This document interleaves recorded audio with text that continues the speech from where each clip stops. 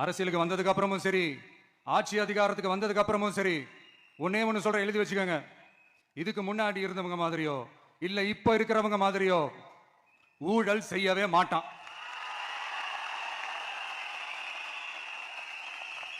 ஒரு பைசா தொட மாட்டான். எனக்கு அது அவசியமே இல்லை. புரிஞ்சுங்களா உங்களுக்கு? எனக்கு அதை தொட வேண்டிய அவசியமே இல்லை. ஒரு துளி ஊழல் கரை கூட படியவே படியாது, படியவும் விட மாட்டான். நீங்க கேட்கலாம், இதென்ன சினிமாவா, இதென்ன முதல்வன் படமா, ஒரே நாள்ல வந்து இவர் எல்லாத்தையும் கிளீன் பண்ணிடுவாரான்னு நீங்க கேட்கலாம். ஓகே, பிராக்டிகலா அது பாசிபிள் இல்லதான். But it is a process, right? It is a process.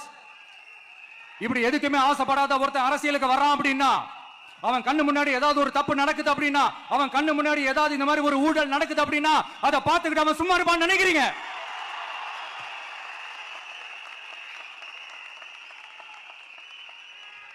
அதனால இந்த தீய சக்தியா இருக்கட்டும், இந்த ஊழல் சக்தியா இருக்கட்டும், ரெண்டு பேரும் தமிழ்நாட்டை ஆண்டவை கூடாது.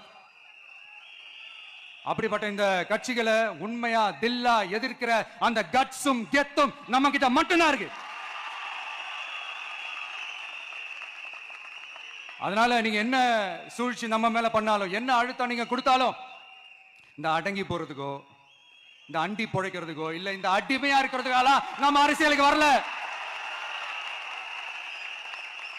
என் மண்ணுக்கும் மக்களுக்கும் யார் என்ன தீங்கு செஞ்சாலும் அதை எதிர்த்து அவங்க கிட்ட இருந்து நம்ம மக்களை பாதுகாக்கிறதுக்காக தான் நம்ம அரசியலுக்கே வந்திருக்கிறோம்.